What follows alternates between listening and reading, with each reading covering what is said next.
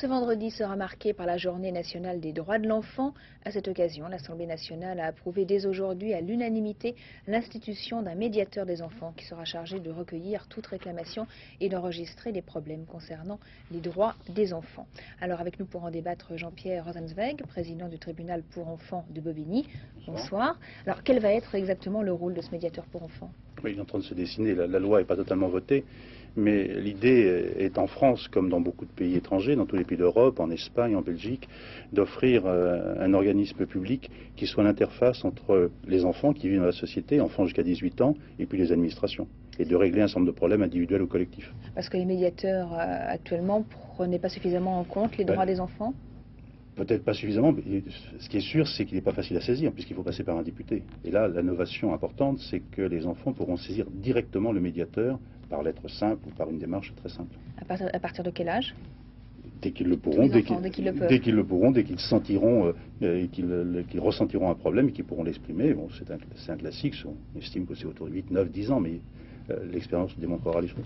Alors c'est demain la journée nationale des droits de l'enfant. Est-ce que les droits des enfants sont respectés en France ou alors est-ce qu'il y a encore de grosses lacunes dans certains domaines? Ils sont plus respectés en France que dans d'autres pays du monde, c'est clair. La loi est relativement bonne, la pratique est relativement bonne. Maintenant, on a encore eu un colloque à Bobigny il y a une semaine avec 400 professionnels pour démontrer qu'il y a des zones d'ombre extraordinaires et notamment les enfants sont les principales victimes de la paupérisation, de la pauvreté et des difficultés d'insertion d'un certain nombre de familles en France.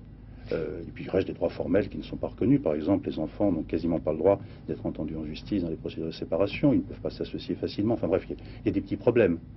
Il y a beaucoup d'enfants qui sont en souffrance et puis il y a d'autres petits problèmes qu'il faudrait toiletter. Enfin, ce n'est pas un pays dans lequel le sort des enfants est dramatique. Alors là, on évoque les lois et vous sortez justement un jeu de loi LOIS. Ouais.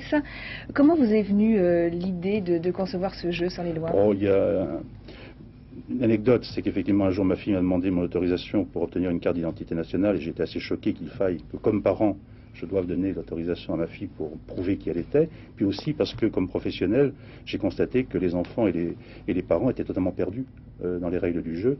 On leur fait des reproches, par exemple de recéler un certain nombre de choses, ils ne savent pas ce que c'est que le recel, ils ne connaissent pas les règles du jeu social.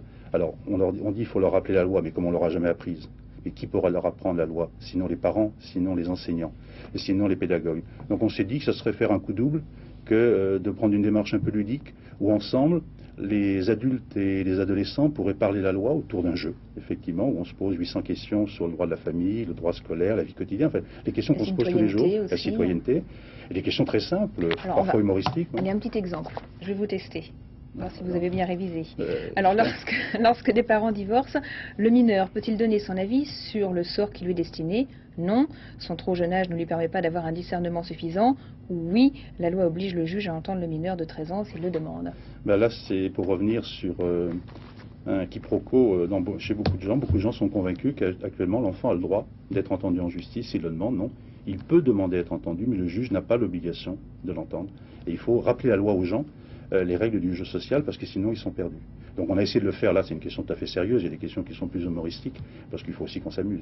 Et je pense qu'on peut parler de la loi, et c'est le rôle des professionnels que nous sommes, magistrats, avocats, on est parti à quelques-uns, on se retrouve une vingtaine d'institutions publiques et privées autour de ce jeu, cette démarche, qui est sous forme d'une boîte de jeu, mais qui demain aura des déclinaisons dans les écoles, peut-être à la télévision, à travers des émissions, à travers des CD-ROM, etc. Notre idée c'est qu'il faut qu'on aide les gens à connaître les règles du jeu social. Donc, si on veut, j'allais dire, pouvoir leur permettre de se socialiser, ce qui n'est pas le cas. Apprendre les lois, mais peut-être aussi les devoirs. Bien sûr, on passe notre temps dans ce jeu à rappeler un certain nombre de règles du jeu. Par exemple, on n'a pas le droit d'accepter n'importe quoi de n'importe qui, on n'a pas le droit de faire du bruit à n'importe quel moment, on doit respecter son prochain si soi-même on veut être respecté. Lorsqu'on fait quelque chose, on peut engager sa responsabilité, bien sûr. Tous les droits ne riment pas avec les devoirs. Par exemple, le droit d'être respecté dans son corps, le droit d'avoir à manger, d'avoir un toit, n'est gagé par aucun devoir. Mais la plupart des droits de la société sont gagés aussi par des devoirs. Et ça, il faut le rappeler. Un jeu très ludique pour les petits, mais je dirais presque surtout pour les grands. Honnêtement, il est sous prétexte d'apprendre la loi aux jeunes.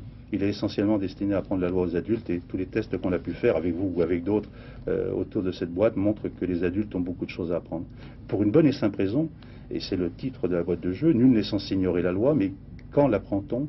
C'est la seule matière qui n'est pas enseignée à l'école.